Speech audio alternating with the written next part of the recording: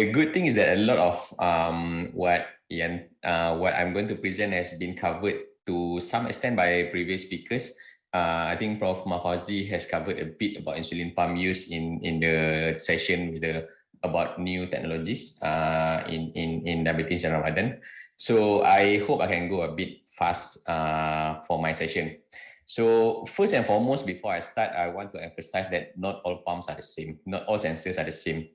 So because of that, I divide my section into literatures that look at basic insulin pump with and without the use of CGM, literatures that research that use sensor augmented pump, and then latest one we have the closed loop system, and then I will touch a bit about insulin pump adjustment as recommended by the Dar 2021 guideline, as well as other practical consideration that I thought that we see fit for managing patient with a pump. So we start off about 12 years back. This is among the early papers that look at the feasibility of pump therapy in people with type 1 diabetes who fast during Ramadan. In 2010, Ben Bakar look at patients who use Paradigm 722. So Paradigm 722 is a basic pump. In this study, they did not use any sensor. So they found that almost 2/3 of patients can fast up to 29 days. And this is, of course, with basal dose reduction in almost half of the patient. 2 years later, another group look at patients who use, again, the same pump, Medtronic 722, which is, again, a basic pump, but this time they use an intermittent CGM. And knowing about 2012, most likely the CGM that they use is going to be iPro CGM, which is basically a retrospective CGM. This CGM does not talk to the pump. It only gives the data retrospectively. And in this group of patients, the median fasting days were 29 days. But they did find that the basal, prandial, and total insulin doses from the pump setting remain similar to the pre-Ramadan doses. The first one that look at comparative studies, because the previous study, they just described a group of patients who are on a pump, but AlAmudi and his group was the first one that looked at comparative study between pump users as well as those who are on multiple daily injections. So in this study, they had 46 patient pump users who use 722 pump, and then they compare with 70 multiple daily injection or MDI users. So among these two groups, they invited both groups to come to the hospital to receive an iPro sensor. So for about 6 days during Ramadan. And throughout Ramadan, they also advise patients to monitor their SMBG using the regular finger pricking method. So most patients actually came to the hospital to get their iPro. Some patients did not come to the hospital to get their iPro, but all patients will have their SMBG data. So from there, they have two sets of data, one from SMBG and the other one from the CGM, which is from the iPro data. And if you look at from the baseline characteristic, they are all very similar except for the baseline HbA1c, which was lower in the existing pump users, which average A1c of 8% versus 8.8% in the MDI users. And from their SMBG data, they found that both groups had similar mean glucose. However, the pump users had lower variability, but had significant higher incidence of significant hyperglycemia in the pump users. The mild and severe hypoglycemia events were lower in pump users, but were not significant. But when we look at the CGM data, they found that, again, the TIR was similar, but at this time, the TIR range was 3.8 to 7.8. It's not what we are familiar now, 3.9 to 10, right? TBR was also similar. TAR were also similar, but again, they saw lower variability in the pump users. As compared to when they look at the number of days that the patient managed to fast during Ramadan, they found that the pump users actually had more fasting days, but those were not significant. So the one completed fasting days were 31.2 versus 21.2. Fasting days terminated in the pump users were 4.1 days versus 5.1 days in the MDI users, but both were not significant. Barbari and her group, I think she talked in the MENA session on the same topic as well that I'm speaking now. She looked at the sensor augmented pump.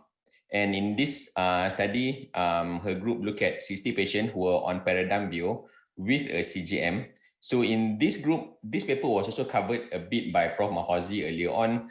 How they divide the intervention was that they divide these two groups into a group that received low glucose suspend on and low glucose suspend off. So the one that low glucose suspend on had 25 patients. The one had low glucose suspend off had 35 patients. And when you look at the result, all the glucose parameters, either the time in range, time below range, or time above range, the number of hyperglycemia or hypoglycemic excursions were all better in patients who receive, in patients who were randomized to low glucose suspend on. So this paper quite clearly shows that the low glucose suspend does indeed work very well in patients who are fasting during Ramadan. And when they look at the same group of patients who had the low glucose suspend on, and they look at what time of the day does the glucose actually, the pump actually suspends glucose reading. And as expected, most of the time, the suspension occurs between 4 to 7 p.m. and followed by midday between 12 to 4 p.m. In 2019, Aluzairi and their group, they look at another design of study. In this one, they use 640G with and light sensor. So in this 640G group, they had 21 patients, but only 18 of them were on light sensors. The other 3 was on Libre. And then they compared with another 22 group of patients who were using Libre at that time.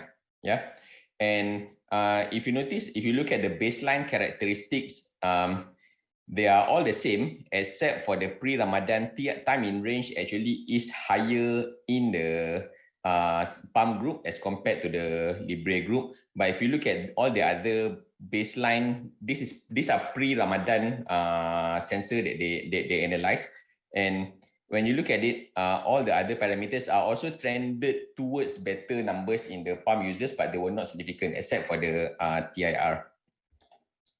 And when they look at the CGM during Ramadan, or when you look at the results during Ramadan, they found that patients who are on a pump fasted more days. They fasted 25 days as compared to 15 days for those who were on MDI with a Libre.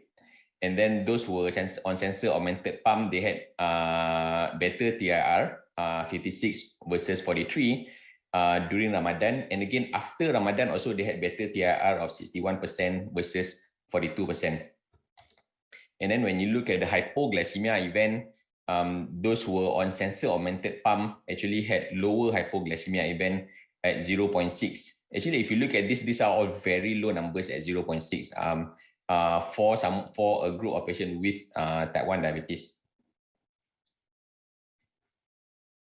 This is a very interesting paper because this paper was published after the IDF-DAR 2021 guideline were published. So the method that they used was the same exact method that was recommended, or same exact adjustment that were recommended in the DAR 2021 guideline. So they had 30 patients who are on 640G with Enlight 2 sensors. And all these patients receive Ramadan education and dose adjustment exactly as the IDF-DAR 2021 guideline. So what they did was they had a basal reduction of 20 to 40% for the last 4 hours of fasting, and basal increment of about 10 to 30% for the first 3 hours after iftar. And then from all these patients, they randomized them into intervention and control group. The intervention involved education about a more flexible use of a temporary basal rate. So they asked patients to adjust basal rate by themselves by about 10 to 20% for 2 to 3 hours, depending on whether they had hypo or hyperglycemia. So of course, if they get hypo, they cut down their basal rate. If they get hyperglycemia, they can increase their basal rate. And then this is also combined with a dual wave bolus of either 50-50 or 60-40 squared over 2 hours for high fat and high protein meals during iftar. And what they found was the patient who were in the control group, the TIR dropped a bit from 60% to 49%, and this was associated with an increase of time above range from 28% to 34%. But if you look at the hypo risk here, the time below range is actually very low. It's between 2% and 1%. So for most of us who manage type 1 diabetes, these are all very good numbers of very low time below range. But when you look at the experimental group, the one who received the intervention, the numbers look even better. From a time in range of 63%, it improved to 76%. And this was associated with an improvement of time above range from 25 plus 9 to 17. So this was about 34% to about 21%. And again, when you look at all the numbers, there were very low rates of hypoglycemia, as we have seen from the previous slide. And this reflects the use of the sensor augmented pump. And this is not unexpected because we do expect the pump to suspend itself when the patient is nearing hypoglycemia. And the improvement in time in range was mainly driven by the improvement in time above range. And because these are also expected because we know that sensor augmented pump does not address hyperglycemia, it only addresses hypoglycemia. So that's why the hypo risk is very low, but you can further improve the TIR by improving the time above range. And in this study, they do that with temporary basal adjustment plus the square, the dual wave bolus that they use for IFTAR. And then I was looking for papers or for studies that look at closed loop system. We know that for the past few years, closed loop system has been out. We know that the numbers look very impressive in people with type 1 diabetes used in non-Ramadan setting. However, at this point, there were no study yet using closed loop system in a Ramadan setting. But I did found this one paper that described a patient, a 13-year-old boy who had type 1 diabetes, who were on 670G. This is the first generation closed loop system, started 5 months prior to Ramadan. Before this boy was put on a closed loop system, her baseline HbA1c was poorly controlled. It was between 8.2 to 11.8 on MDI. And then when he was put on a closed loop system, his HbA1c improved to 6.6% with a TIR of 76% prior to Ramadan. So what this group did was that because the patient was already on a closed loop system, they did not adjust the basal insulin. Instead, they just asked the patient to use a higher BG target instead. So they have this temporary BG target that they ask patient to use if the glucose drops to 4.4 or less. And then they also advise the patient to split the prandial iftar dose by either 50-50 or 40-60 over 2 hours. And this is the patient's AGP. As you can see, this AGP for a type 1 diabetes is relatively flat. For a type 1 diabetes, this shows very good control during Ramadan. Remember that this is a boy whose A1C was as high as 11.8 before he was put on a closed loop system. And then the orange one is before Ramadan, the blue one is during Ramadan sensor. So the glycemic control is pretty much fairly similar from 76 to 72%. Hypoglycemia risk remains very low during Ramadan at 2% before and during Ramadan. The time above range is 22% to 26% during Ramadan. When you look at the basal insulin dose with the hybrid closed loop system in the same patient, and this is without any basal adjustment, they just ask the patient to use a temporary BG target, and the machine itself actually auto calculates and does the auto reduction by itself. So during the fasting hour between 4 a.m. and 6 p.m., the basal insulin dropped from 7.6 to 6.4, and this was a significant reduction. And between 6 p.m. to 4 a.m., the pump actually increased the basal insulin itself from 4.3 units per day to 6.1 units per day. And this looks like the closed loop system is a very is a much more convenient way to manage patient with type 1 diabetes during Ramadan. So when we look at the IDF DAR 2021 recommendation, the guideline recommend that we had a 20 to 40% reduction of the basal rate in the last 3 to 4 hours of fasting, as well as increase about 10 to 30% in the first of basal rate in the first 1 to 3 hours after an iftar. Whereas for bolus insulin, it was recommended that we use the same ICR and ISF as per non-Ramadan months. However, looking at the current literature and looking at what the current technology can offer, again, I do find the previous lecture by Dr. Yang very useful, that we need to individualize care. And there are other tips and tricks that we can consider to improve patient care. For example, like we can teach patients how to do regular basal testing, and this was again proven to improve glycemic control during Ramadan. So you can adjust by either 10 to 20% or 10 to 30%, depending on the BG trend during fasting. Some pumps has a second and a third basal profile, and you can easily use this profile to set up different basal profiles. So for example, if let's say you have a patient who wants to fast during Ramadan, so you have a basal profile for Ramadan, and this patient somehow had hypoglycemia during fasting. So this patient terminated fasting. So this patient can easily revert back to a second basal profile for a non-fasting profile. So if let's say you have two separate profiles for fasting and non-fasting profile, then patient can easily jump from one profile to the other, depending on whether they are fasting or not on that particular day. Yeah. Whereas if your patient is on a hybrid closed loop system, then again, the way to go is to use a temporary BG target to address this problem. Consider dual wave bolus, either 50-50 or 60-40 for high fat or high protein diet during iftar. Advice for regular CGM use throughout Ramadan, because looking at the data, it does clear that the use of CGM with a pump clearly improves control, especially when you're talking about a sensor augmented pump with a low glucose suspend function. And if let's say your patient, despite having a low glucose suspend, still have recurrent hypoglycemia, maybe we can consider higher BG target. And if let's say hyperglycemia is an issue, maybe we might want to consider a hybrid closed loop system for this patient. Okay, so for my next talk, I will talk about the management of type 1 diabetes with budget restricted resources. The thing about this topic is that this again, like Prof. Rayas Malik topic, this is somewhere that we don't have enough literature on it. But we do know very well that Ramadan is not an easy period for people with type 1 diabetes. These are what I get from my patients when I ask them about how they cope during Ramadan. So the first patient said, I reduced my morning determined dose. The evening dose remains the same. My aspartate dose also remains the same for the carbohydrate that I'm taking.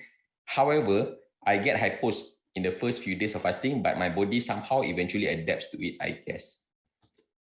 The second patient said, I never fast. I tried before, but I can't. I was never trained to fast since I was a kid, since I was with Dr. Y. He told me not to if I can't, so I never fast. The third patient, I don't fast during Ramadan, but the restaurant where I work does not allow Muslims to dine in during the daytime, so I have to hide to take my lunch. This is where the spectrum of type 1 diabetes treatment is. This diagram is taken from the latest ADA EASD paper.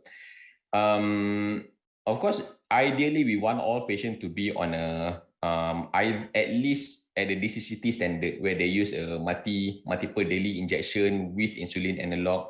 But we do know that from observational data, we do know that people are still on human insulin. We do still have people who are on Premix insulin. When you talk about what we recommend for fasting, of course, we recommend that patients were to be on multiple daily injection, at least with a long-acting agonist or long-acting basal insulin and a rapid-acting insulin. And this is with adequate pre-Ramadan education and optimization. So even they are with this MDI, they still need pre-Ramadan education and optimization. If they are on human insulin, these are less preferred MDI treatment, but I think we're all aware that some of these patients, they still insist on fasting. Yes, there are still people out there in this world who are on with type 1 diabetes who are on Premix BD. I do feel that these patients should be advised strongly not to fast. Of course, after that, we do have other insulin regimes. And if you look at it, this all carries with the different flexibility and different risks of hypoglycemia.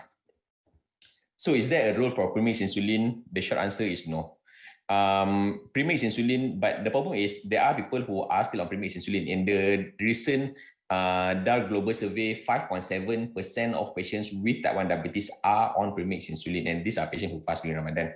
So Premix insulin in type 1 diabetes does not allow the user to titrate according to carbohydrate intake, according to exercise, according to hypo events, and this is particularly a problem during Ramadan. There's little data on the safety of premix insulin. There has been some observational data, but these are non-comparative data. There's been some small data that look at a mix of patients who are on MDI, on premix insulin, but we know very well data from non-Ramadan studies, especially from the DCCT studies, shows that MDI is the way to go for treatment for type 1 diabetes. And therefore, hence, patients on premix insulin are generally not advised to fast. But of course, if they still do insist on fasting, I think the responsibility is on us to make sure that they fast in a safe manner. What about human insulin versus analog insulin? Again, we know this from non-Ramadan trials, because when with these insulin manufacturers, when they come up with their new insulin, they compare between human and analogs. And we also know that all this trial consistently shows less hypoglycemia with insulin analog. One study looked at the risk of hypoglycemia and hyperglycemia in patients who receive analog versus human insulin. This was done with using a Lipro and NPH insulin back in 2001. It was found that Lipro was associated with lower post-iftar hyperglycemia as well as lower incidence of hypoglycemia during fasting. And these are in type 1 diabetes.